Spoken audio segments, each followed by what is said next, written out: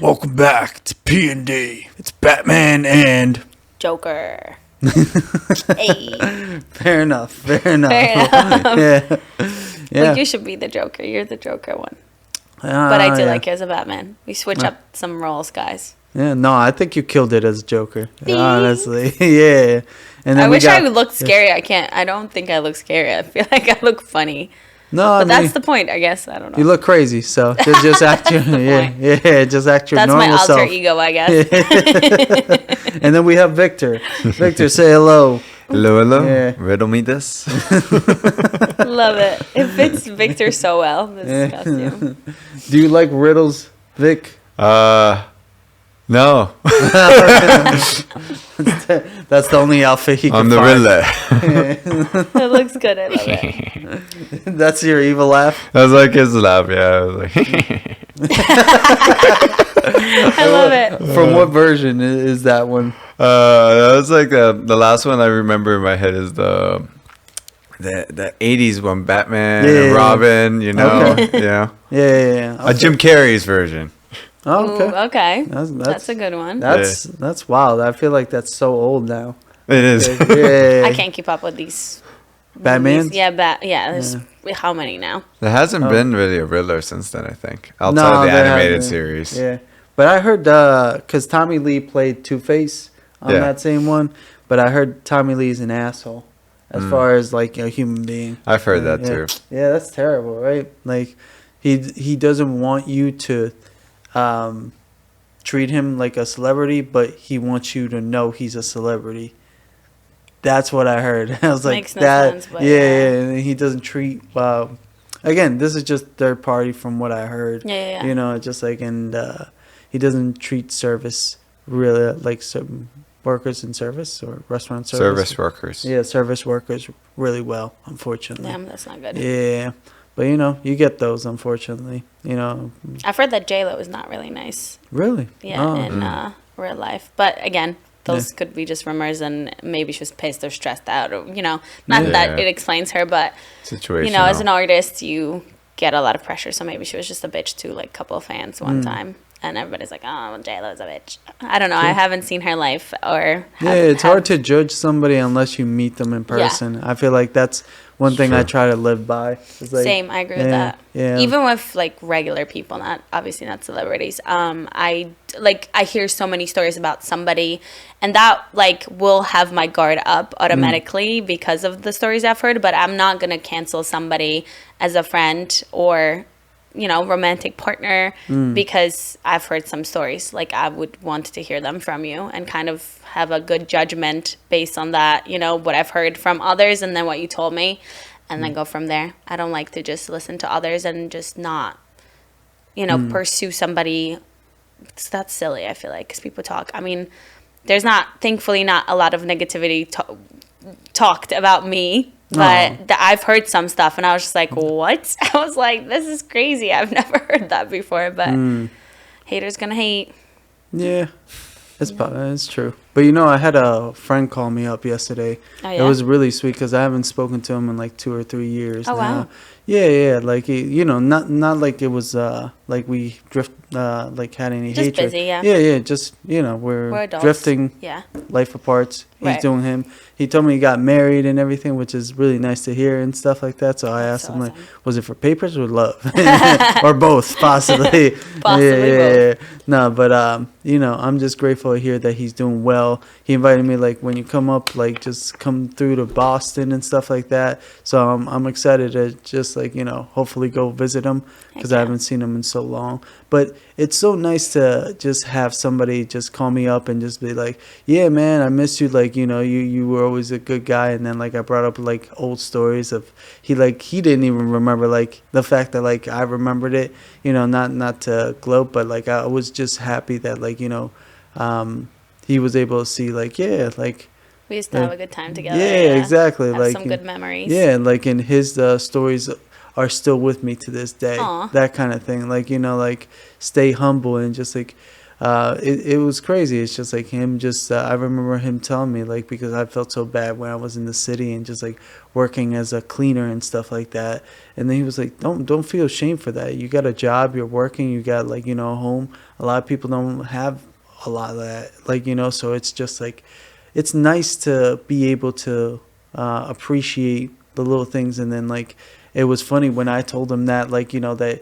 I remember his story that one day he was homeless and he just slept on the bench and stuff like that. But he was like, "Oh, bro, I didn't even remember about that. Like, thank you. Like keeping that appreciation." I was like, "Yeah, man. Like we consider, when I see some of my old friends, like we recollect back to that period in time and just enjoy ourselves and stuff like that." So I love that. Yeah. I do have a lot of friends in Poland as well from obviously when I was little, and since I've been here for so long, sometimes we get disconnected, but it doesn't mean that we don't, like there's no hatred towards each other. You know how some friends are so territorial where, oh, you drifted away, you never call, it's just all your fault. And luckily I have an amazing friend, friends group. Yeah. Yes. Yeah. It's early Monday morning. Yeah. That no matter how, like, we can go 6 months without talking to each other, and when I reach out to them or they reach out to me, it's always amazing, and there's no guilt tripping and just being like pointing fingers at who's messed up or who didn't call, who called, so I like those type of friendships where you can go a couple years without talking and then you reconnect and remind yourself like, hey, like we had a great time in the past, I miss you, bro. Oh, shit. All right, let me ask you this because I asked Victor about this. Just switching a little bit topics here, but like, what's the best candy? What's your favorite candy, Bar? I like Reese's peanut butter cups. Ooh, I do too. Oh, damn. We don't have them in Poland, so really, yeah. Really? Maybe now we do, but oh, okay. I would be surprised if they're banned in Poland. It's like So, what Maybe. was like your first time? Just getting a Reese's peanut butter cup. it was yum. Like I've never been a peanut butter fan. Yeah, but then I came to America and I was like, all right, everybody's so hyped about the peanut butter. So I was like, let me go eat some peanut butter. I feel like that's true though. Like Yeah, I feel it like is. You United guys eat States is so like much peanut butter. the biggest peanut butter fanatics out here. It's nuts. Like- believe it. Nuts. Not pun intended. Did you do trick or treating when you were younger? No, so we No Poland. didn't have Halloween in Poland. Yeah, we would just have like the Day of the Death, I guess. Oh. Like we would go to. Oh, you Really? You do Wait, a you Day have of the the Mexican thing? What? Do like a Day of the Dead? Which Well, is I prob- guess I don't know the proper, name for that in English, but we Dia would de go Muertos. and visit our, ancestors and like our family that But had would you passed do it away. in celebration or would you do that in like mourning? More like, well, it wouldn't be like a whole party if you were asking for Yeah. that. It was more so like you bring flowers, you pray, you Yeah, visit them. see, like in More respectful, Mexican yeah. in Mexican culture, they have a Dia de los Yeah, Muertos, yeah. and it's a whole party. Yeah, like which is yeah. awesome. Yeah. Like I think it's so cool. yeah, I've heard about like European cultures just like having that, and then like some of them just you can't play music for like 7 days. Oh, wow. Like just after that, like you have. Have you, sorry to interrupt you, have you Yeah. seen Disney movie Coco? Of course. Okay, Yeah. Yeah, that's like reminding me of Yeah. that, and I love that movie. I cried Yeah. so many times. I'm like, I was like, I hope that no one ever forgets me from like when you pass, like Yeah. when they pass away. And for you guys that haven't seen it, there's two lives. One is here on the planet, and then the second one is afterlife. And if your kids or your family forgets you and they are still alive on in the world, right, in here, then you disappear from the after world, right, like after death world. And it was so sad because I saw that soul just like disappearing because his family forgot him, and I was so sad. I was Spoilers. crying. What? I always think about that, and I'm just like, that's the symbolism of still death within death, kind of thing like Yeah. that. And wherever he's going, he's still gonna go where his family is, like his, because he had family that he remembered, and he was the last, and it's just like, it's strange. I feel like it doesn't end, No. so it's Souls just a go different places. yeah, it's just a different beginning at that point. I believe in that too. But this movie had opened my eyes even more to like making impact on other people, you know, and being memorable and never forgotten in a way, right? So this is why one of my missions on this planet is to impact others. In the that's best why way I can. but for Greeks, they valued more fame in that sense of just like you said, like making sure that you're memorable. I don't know if it's fame the best term for it, but like making sure that you're remembered through time. That's how you're leaving legacy behind you. Yeah, that way, like you don't die really, just because of that. Like you're never forgotten. Yeah, I mean, and we still talk about Socrates and a bunch of them, you know, to this day. But yeah, I mean, it's an interesting topic, I feel sure. like. Well, I'll add something to that though. There you go. I love what you said with that. I mean, one of my favorite sayings, I might have said this on like the first couple episodes, that I've heard like as a definition of success is how many people are better off because you lived. And that kind of just reminds me of that like legacy and stuff, because of course as you help people live better off, they remember you, you know, and this and that, and it's like spread that love. That's how I look at it. Like spread love, help others, and you will never be forgotten. Yeah, I think I'm doing a pretty good job with that. I think you're doing a pretty good job with that too. And Vic, we're pretty good. Good team. I feel like the work that we do, we end up impacting people in a good way. I mean, that's always a nice thing. Like yesterday, we ended up working at the pet. Well, oh right, how was that? Yeah, Chris was with us. I saw him posting on social media. I was like, "Are they together right now?" That's so funny. I was gonna ask you guys. Yeah, like. But overall, though, like working with like institutions like that too, and just like. Let me not mention Chris. I felt like your point was going towards working with institutions like that, contributing to Daryl's tired today. You're I'm fucking shot today. I'm just like, I mean, I got you guys the episode. You know, you got like the. He's a real night crusader. He doesn't sleep. Yeah, I swear. I mean, we got the. Let's talk about this. I'm so proud of so much of this what we're building right here. Like I'm proud of the community that's coming together. I'm just happy to see everybody just enjoying the post and then just making comments and then messaging us. Yeah, we have a lot of action going on what we post, which we're super grateful. Thanks guys, seriously. Like anything you do, comments, reshares, like YouTube, you know, watching the episode, anything you can do to help us, that's great. And then we've been growing, so and just connecting with different people is just I think like the best part of it, because it's like now I don't have to just go meet people. It's like they sort of get to meet me and you and Vic over here. So it's I personally love that, because it's like less of like that initial, I guess, wall. You know, that's already taken down. It's just like where they're just like, oh no, I already know you. I know the kind of locals jokes. Know. Yeah, like it's crazy. Yeah, so it's such a fun thing to interact with people and just like really, you know, just go beyond that. But it is a little strange, I will say. Like when I got to meet one of your friends at Station. Like it was just like, not that he insulted me or like anything like that. Like he was a great guy. It was just. That was, I guess, like the first time I felt like he knows so much more about me than I know about him. Yeah. And then him just. It feels weird. Yeah. It feels like people definitely know you. And I mean, I can relate to that, because even with the online beauty business that I've been doing for the past 5 years, I recently slowed down with showcasting my life so much, because I value privacy even more now, the older I get.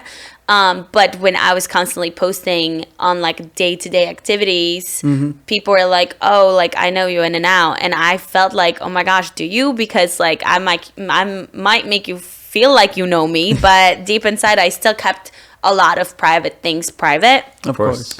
But that's the negative, I guess, about being in front of camera and being public. Like we do share certain stories that I not necessarily would share them even with my friends, and now it's, you know, up there for the world to see. So right. I think me personally, knowing that we're gonna start the podcast, I kind of knew I'm signing up for. Well, I'm glad that at least you kind of like understood. And just put your foot forward towards it, because finding somebody that will express themselves like you is it's very few. It's like a lot of people are scared to say anything. I've heard that from other women. Yeah. We've talked about this earlier too. I don't know if I mentioned that on the podcast recently, I don't think we jumped into that, where it's like, it's understandable, because a lot of people like now are hitting me up about like, hey, can you do our podcast? Can you do this? Can you do that? And like, there's ways you can obviously prevent from your personal life to go further. Right. And that's why, like, guests are great, but like when you're, just, hey, it's just us, and then it's like, okay, what do we got to talk about? What can we talk about? It's like, we can go through current events and stuff like that. But sometimes I like, for this particular podcast, I definitely just wanted, the vision behind it was always like, hey, it's just friends, and just like, you're sitting with us here, just enjoying this conversation, and just like in our minds and our depths, and just on it, and it's just like you feel like you're part of this. And that's what the reception that I've been getting back from people is just like, like I always feel like, I'm part of this. Yeah, like, so and awesome. that's the whole point. Yeah, and that's why I'm just like, I want to continue that, but at the same time, I also want to protect you and Victor, like, as much as like I do sometimes like push the boundaries on this. It's I know you value your privacy, Victor values his privacy, and I don't want anybody to ever feel as though we're laughing at them. Right. It's always going to be like we're laughing together. Right.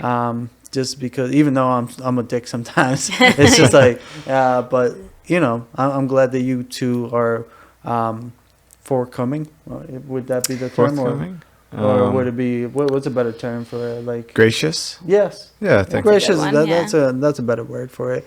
Like, gracious of all this. And it's just like, oh yeah, like, like willing to step to past the line for like with me. I do have to say, like, sometimes in my mind, I'm like, ugh, I don't know if my future partner would want to hear that, and especially me saying it in a, for the world to see. But at the same time, I don't know. I feel like it really comes down to me dating someone who also doesn't give a fuck.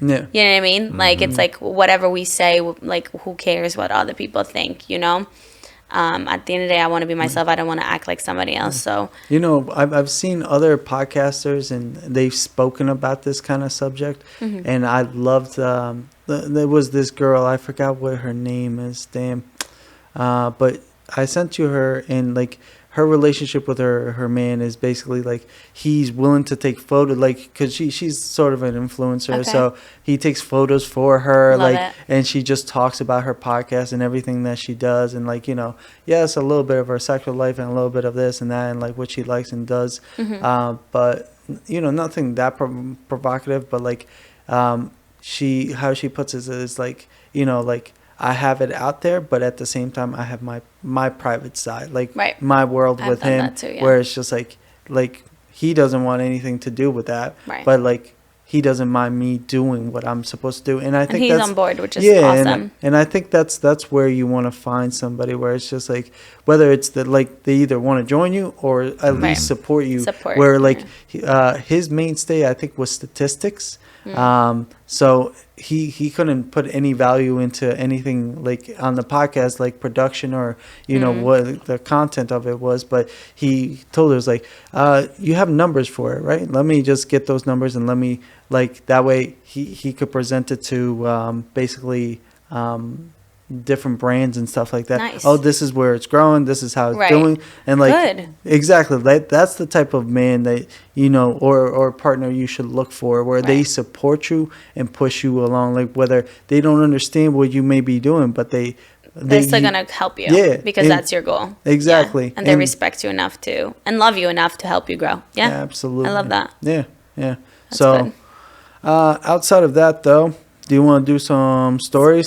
Stories? Yeah. I know you got some. I posted a question box on my story yesterday, asking you guys to share some spooky stories with us, and I got 2, not long ones, just kind of brief, but I wanted to just get you involved in this podcast. So let's talk about it. I'm not gonna say who said that, because I'm not sure if they would want me to mention the name, but fair enough. this guy that I know, he said, one time I was at my ex-girlfriend's house. We watched a movie and fell asleep. Around 1 a.m. we both woke up and I was getting ready to go home. We shut off the TV and the room is pitch black. We were heading upstairs when we both heard the sound of several children laughing coming from the room. It was the typical sound of kids laughing from ghost shows.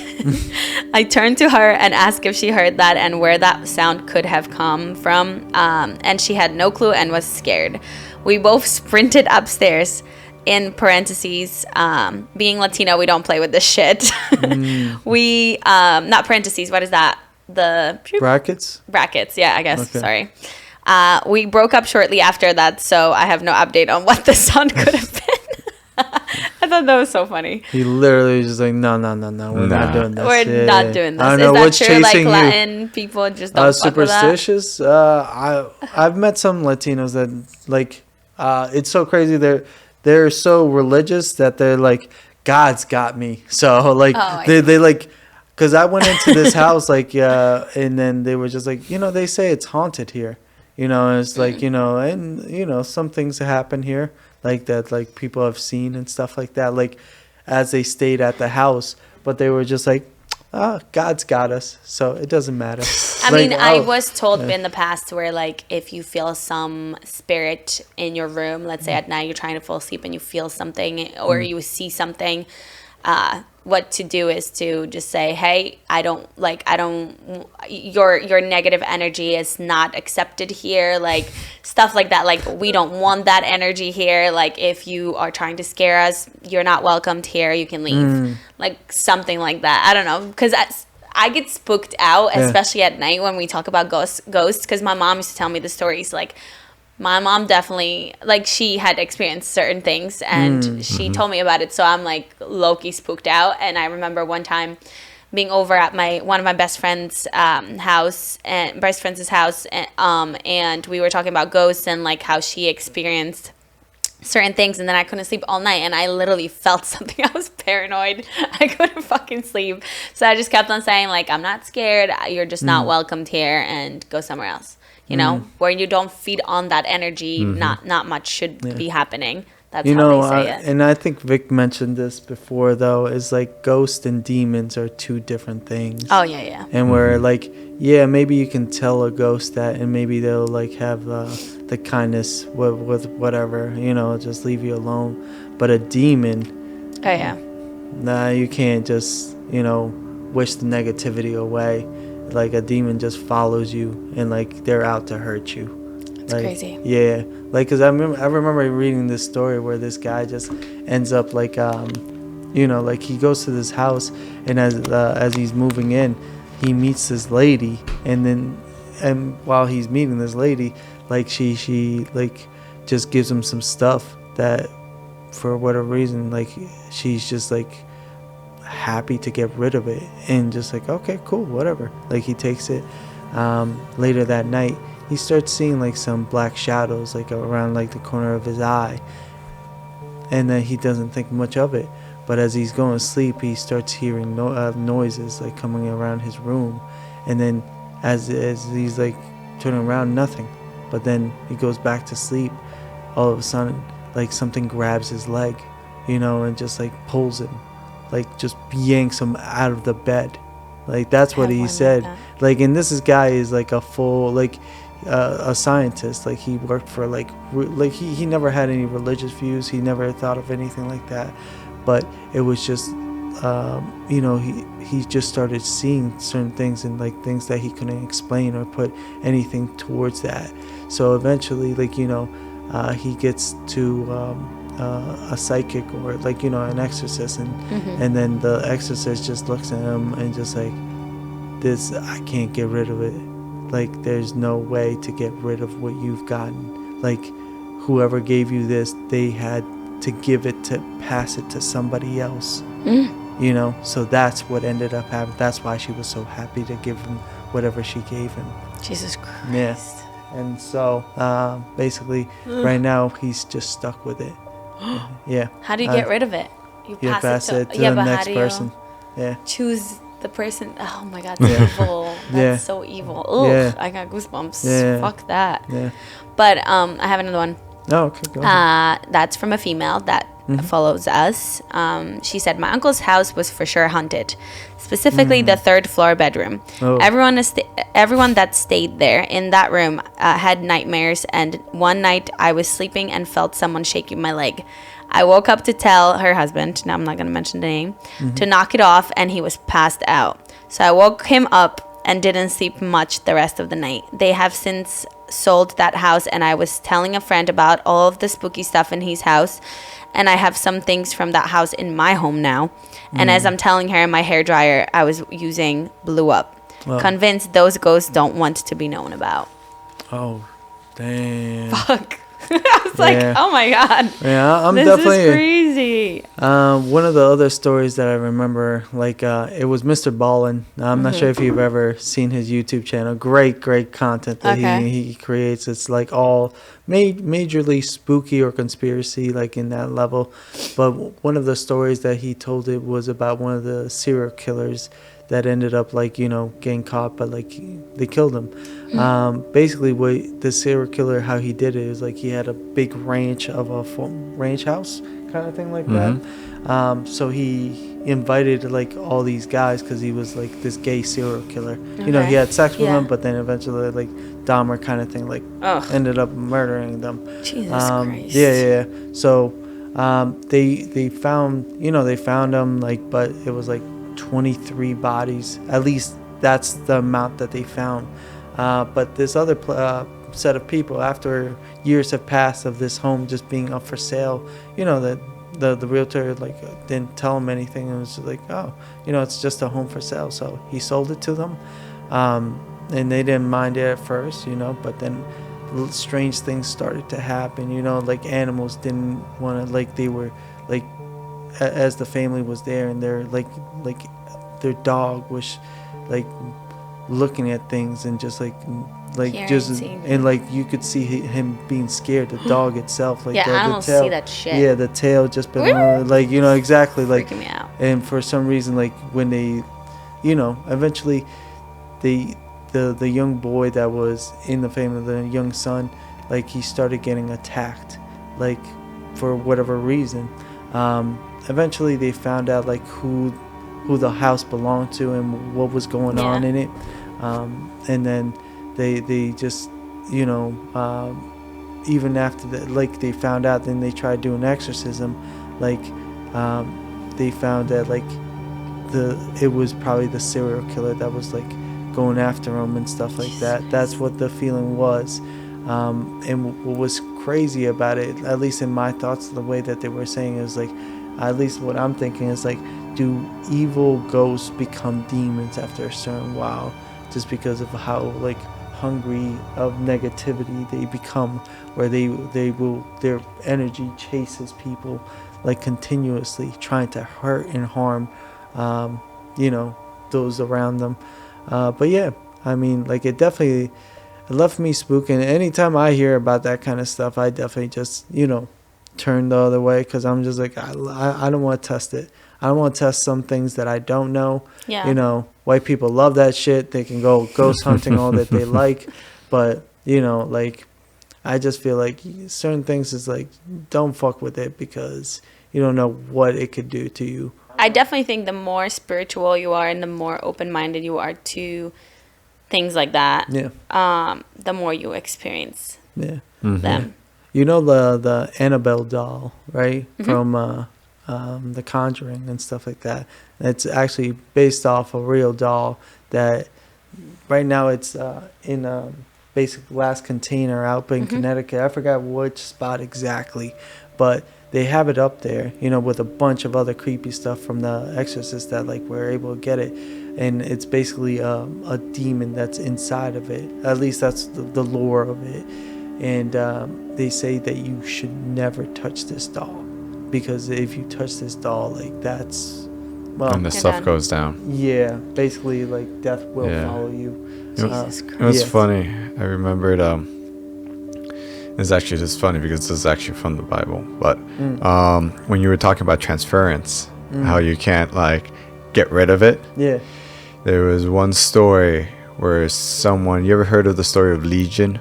Yes. Yeah. So it's like this guy, he's in this town and he's possessed. Okay. But it's just like terrible. He's homeless. No one gives in. And he's a tortured guy and this and that and brings ruin to a lot of things around him. Jesus comes to this town, this and that, meets him, is this and that. And he's like, oh. It's like, no, state your name, not you as the person, but you inside of you, you know? And that's when they come up, and you might have heard this part of the story. It's usually says like, oh, we are many. Yes. And there was, yes. we are legion. Yeah. This man was infected with over 1,000 spirits and demons. Yeah. And so, but... That's wild. And then in this story, because this is what I said, it's like if you're a Christian, you're spiritual, you understand their spiritual warfare. It does not negate one or the other. Yeah. But Jesus, being who he is, what he did is he didn't get rid of the demons. He cast them out. He transferred them to a local farm field that was they were by of 1,000 pigs. So each spirit, basically, they went into this whole farm full of pigs, and then he had all the pigs go off the cliff. Okay. So that way, those animals took the spirits with them off into a position where they can't transfer it to anyone else. Wow. That's crazy.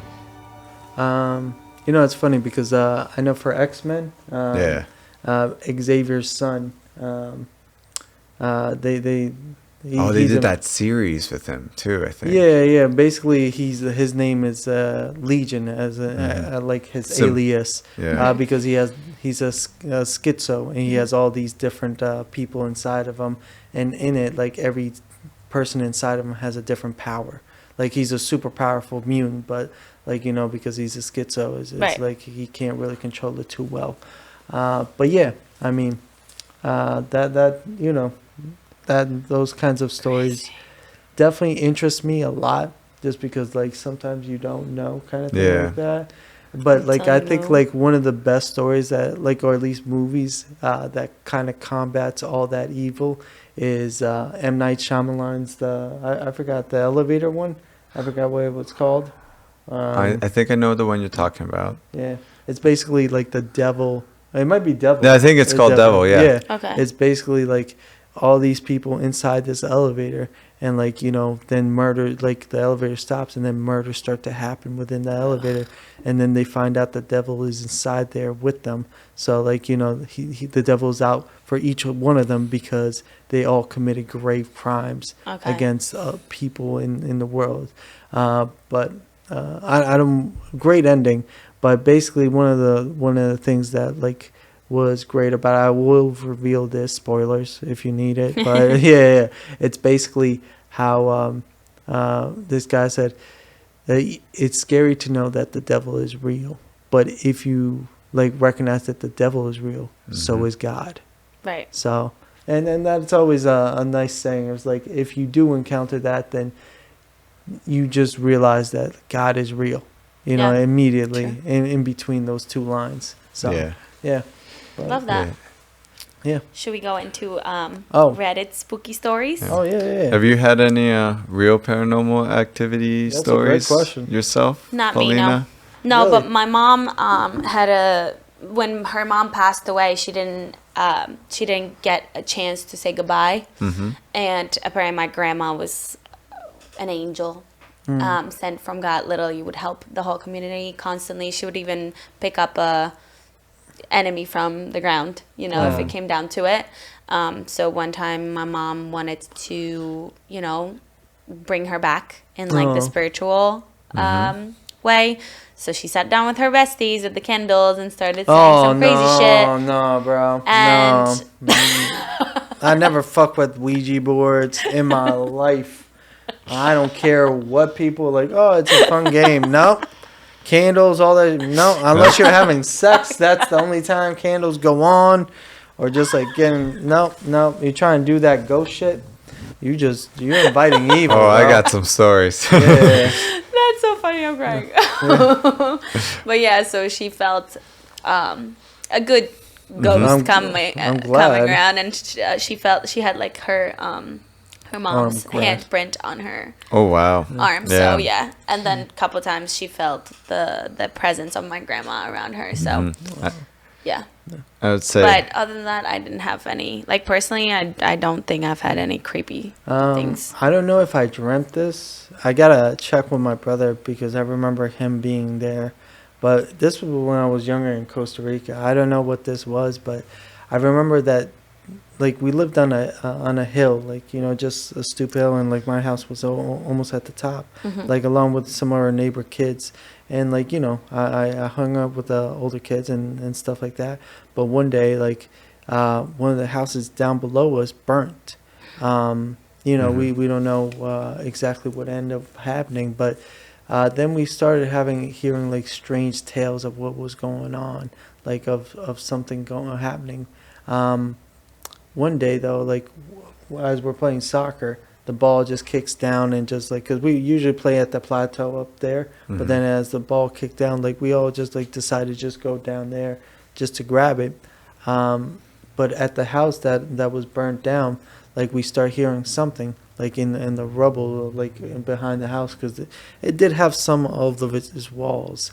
But then all of a sudden, like we start to hear something, and then before we started to run, because we just saw this hand, like a claw kind of hand, just on the side of the wall, just put its there, and it was furry. Like we didn't know what it was, but like it had like like it looked like a human. Yeah, with just like more hairy. Yeah, exactly. We didn't know what it was, but we weren't waiting around to just see it. To find out. We just all bolted at that point. Thank God, like nothing chased us. But yeah, I can't say. That's freaky. Yeah, I never found out like what. I gotta talk to my brother and see if he remembers something like that. But it's always been in my head of just like, what the fuck was that? Yeah, it's like ingrained in there. Oh yeah. I had I had a friend. He was into because his sister was into it, Wiccan. Oh, and yeah. And he got really into it in one period where he had the Wiccan read. He slept with it under his pillow and stuff. Yeah. And oh man, that period though, where he was really into it, I had like a string of encounters because we used to hang out a lot, and I was always fascinated because he had a lot of stories, and stories were just fascinating to me in general. Yeah, you know. But then like things were just happening. So of course, I don't know why, but we started to hang out at the graveyard a lot more, and that's this time and try to Ouija board and all that stuff too. It is no, but one time at the graveyard. So first night, like we were like, there was one night we were there, and we saw basically after a while and everything like that, we were just talking, and we saw basically kind of like a figure in a shadow.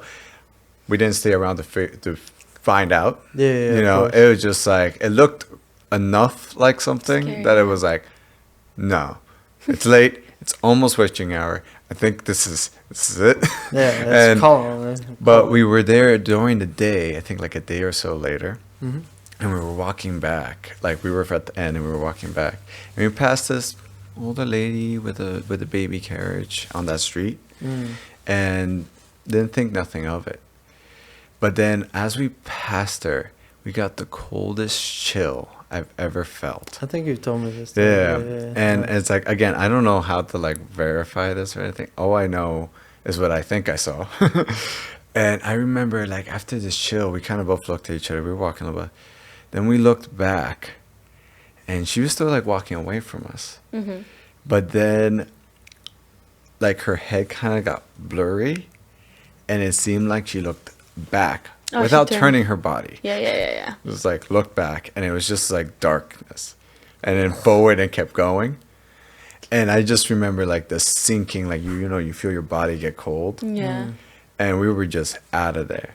Yeah. And I would be paralyzed. I don't think I would be able to run. I would be like, it was I'd just be frozen. It was just freaky, and we both remember this. And it's just like, I was like, okay, I don't know what to say to that, but that's another thing. Two people see it. It's not just you. So now you're not crazy. Yeah. Both of you saw it.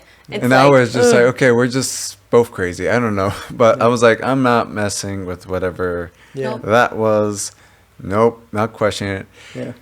I'm reading some of these stories though of like the white people. They're like, so I decided to tell nothing and stay there Oh god. to investigate.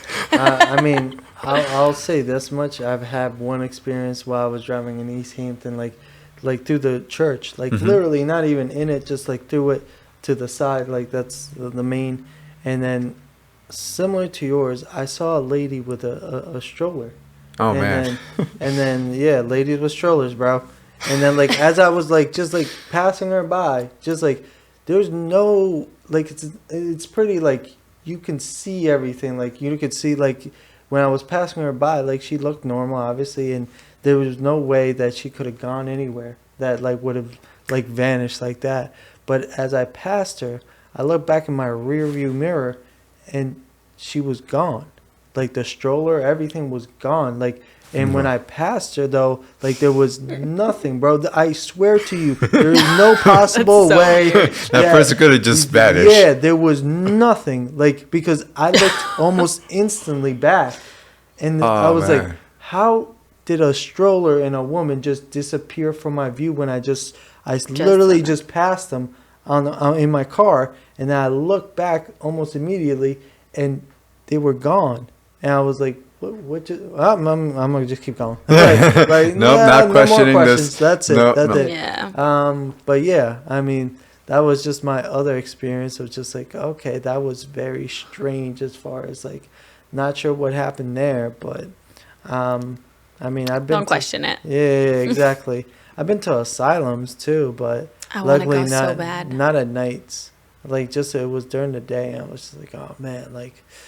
The energy is weird. I hear that like buildings and stuff, when the big negative energy is exposed either in an instant or over time, that the material wood is natural Holds it. materials can hold it, absorb the energy for a long time. So that's it's why not they good to say walk like in there, I guess. like when there's either a really violent murder or like there is like progressively tortured people. Yeah, like negative energy, bro. It Exactly. It It stays. just feeds in and you feel it. It's heavy. I mean, yeah, exactly. Spooky. I mean, I remember there was I think the most surreal thing, which again I just really don't know how to like fathom. It was in that same period, and after this, it's funny. His face went away after this, but we were at my apartment complex. We were on the pier.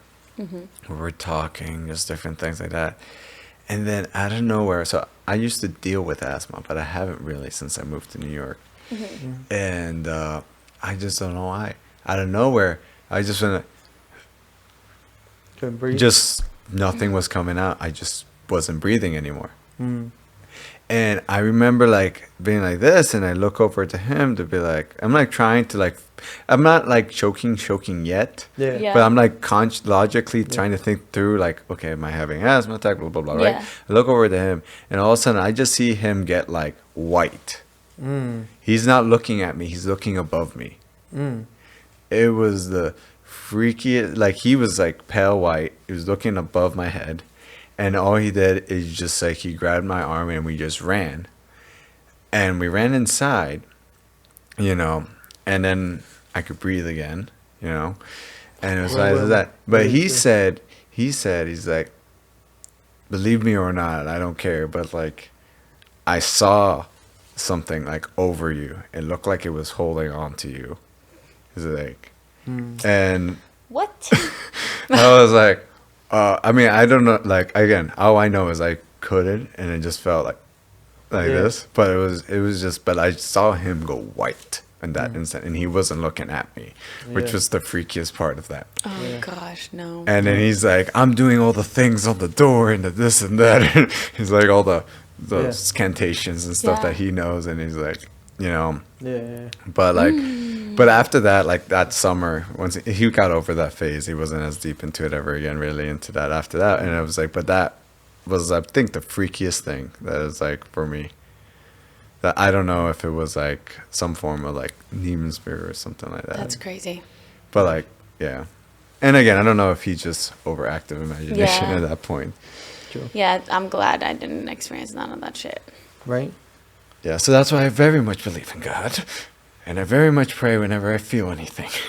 Because I'm like, in the name of Jesus, be Name gone. of Jesus. Name of Jesus. You're reading one? Yeah. Yeah, okay, cool. Yeah. Let's get to see what other people live through. Yeah. Okay. This one is called The Call. I hadn't thought about Sarah in years.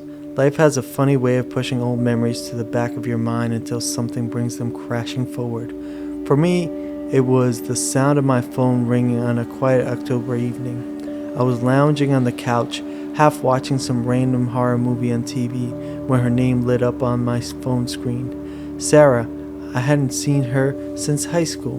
Without thinking, I answered, "Hey, Rach." Her voice was cheerful, familiar, as if no time has passed. For a moment, I couldn't find my words. "Sarah? Is that really you?" My voice cracking with disbelief. "God, it's been forever." We fell into an easy rhythm, reminiscing about old times. We talked about Halloween pranks we used to pull on neighbors, the toilet papering, the candy swaps, the silly costumes. It felt like no time had passed at all, like we were still those kids running through the streets without a care. But as the conversation continued, something started to feel off. She began mentioning things I had forgotten, small details about my life, things even my closest friends wouldn't remember. How I used to sneak out of my bedroom window at night to meet boys, how I would write love letters and hide them in the cracks of the brick wall near the school, hoping someone would find them. I hadn't thought about those things in years, let alone talked about them. "How do you remember all this?" I asked. "Oh, Rach, I remember everything," she said, her voice soft but carrying an edge that made my skin crawl. The conversation shifted, becoming darker, more intimate. She started talking about my adult life, things she couldn't know, my failed engagement, the nights I cried myself to sleep, my insecurities, the ones I didn't share with anyone. It was like she had been there, watching me all these years. "I never told you about that," I said, my throat tightening. Her response was immediate, almost too eager. "Of course you didn't, but I know you. Rach, I know you better than anyone." A chill ran down my spine. I looked around my darkened living room, suddenly feeling exposed, vulnerable. My heart pounded as the conversation spiraled deeper into territory I couldn't comprehend. Every word she spoke felt like a needle pressing into my wounds I thought had healed long ago. "You're not happy, are you, Rachel?" she whispered. "No, not really." I froze, my hands trembling. "What are you talking about?" "You've been pretending for so long. You've always been pretending, even back then." I couldn't take it anymore. I pulled the phone away from my ear and stared at her name on the screen, my breath coming in shallow gasp. This wasn't right. None of this was right. I hung up. For a few minutes, I sat in silence, trying to process what had happened. I felt like I was suffocating, like the air in my apartment had thickened, closing in around me. I needed to hear her voice again to make sure I wasn't losing my mind. I quickly dialed her number. The phone rang once, twice, then a voice answered, but it wasn't Sarah. "Hello?" A man's voice, deep and unfamiliar. Is this Sarah? Is Sarah there?" There was a long pause on the other end. Then quietly the man said, "I'm sorry, but Sarah passed away 5 years ago." The world seemed to tilt beneath me. "What? No, that's not possible. I just talked to her. Who is this?" he asked, his tone growing suspicious. "Rachel, I was just talking to Sarah on the phone." Another silence, this one longer, colder. "I don't know who or where you're talking to," the man said slowly, but it wasn't Sarah. "She died in a car accident. I'm her brother." I could barely hear him over the blood rushing in my ears. I wanted to scream, throw the phone across my room, but instead I hung up, my fingers trembling as they pressed the end call button. Sarah was dead. How could that be? I just heard her voice. I've been talking to her for hours. I had been laughing with her, sharing memories. This couldn't have happened. I sat there staring at my phone, waiting for it to ring again, half hoping, half terrified that it would be her. The silence of my apartment was suffocating. The shadows in the room felt deep, darkened, like they were pressing me in the ground. I didn't sleep that night. I couldn't. For days I kept going over the conversation in my head, dissecting every word, every detail. I even dug up old yearbooks, photos of Sarah from high school, trying to make sense of it. But no matter how hard I tried, I couldn't shake the feeling that she had been there, on the other end of the line. Sarah, my Sarah. But she was dead. Then a week later, as I was getting ready for bed, my phone rang again. It was her. Her name, bright as day, lit up on the screen. Sarah. The sound growing louder, more frequently. I didn't answer. I couldn't. But even as I let the call go voicemail, I knew deep down that whatever I had spoken to that night, it wasn't Sarah. It was something else. Something that knew my life, my secrets, and it wasn't finished with me yet. The phone buzzed again. A voicemail. I pressed play. The room grew colder with each passing second. Hey, Rach. Her voice whispered through the speaker. Why didn't you pick up? Don't you miss me? Then in the silence that followed, I could hear her breathing, low and steady, still here waiting. And I know she will always be waiting. Jesus. Yep. Freaky. Creepy. Yeah, it's a nice, scary story. I That's don't know if freaky. it's real, but yeah. The whole like phone call. Yeah. Freaky. Yeah, right? But that's better than seeing somebody, I feel like. I would freaking lose it if I saw someone. I think somebody put it in what fear is. It's not that we fear that we're alone. It's that we fear that somebody's there that we don't know. Oh, yeah. Smart. Yeah. Do you want me to go next? Yeah. Yeah, please do. All right, let's see. That one's kind of long, but I'll try to make Yeah, it no, fast. go ahead. The house facing the woods. Oh, I think Did I you grabbed that. Yeah? Should I go. not read No, it? yeah, of course. Okay. Yeah. It's a good one. Growing up, after my parents split up, my mother had me move with her half the time to a house that she shared with her other divorced friend and her daughter, who was a few years older than me. I was around 11 years old and her daughter was 14. Life was full of turmoil at the time for me as the youngest child, only girl, poverty-stricken, and my mother an alcoholic. This house gave me the creeps from day one of moving in. The thing that always seemed so strange to me was that the house was facing opposite of the road, the only one like that on the entire street. Long dirt driveway that led up to the house, which our main entrance was from the back porch into the kitchen. This was a 3-story home, including the basement, which was completely unfinished except for the washer and dryer, that of course was hooked up way in the back corner of the entire room. On the first floor was the master bedroom, the only bathroom, a computer room, the door to the basement, and the kitchen/living room area. Upstairs were 2 bedrooms, one my mother and I shared, and the other one the daughter stayed in. The master bedroom downstairs was for my mother's friend. Now, I was young and alone, always had superstition, so I looked harder into any little thing I thought was a ghost. One thing that triggered me right away was the basement door. It was latched to the wall but loosely. It was constantly being blown open by a draft, as the adults of the house would say. That explanation never sat right with me. I believed in my heart there was a spirit there, letting its presence be known through that door. It would happen at most random of times and almost purposely when it was just me by myself downstairs nearby. This alone had me become very imaginative about what was going on. I would create stories in my mind of what could be. I knew I was talking these slight paranormal experiences and running with them in my mind, but there were a few things that truly made me feel it was all so real.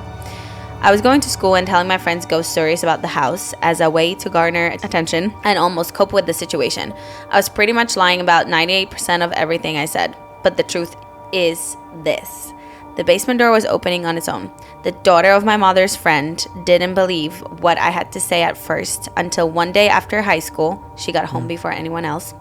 She went to shower, and after finishing in the shower while home alone, the locked doorknob to the bathroom shook rapidly, as if someone tried to force their way in.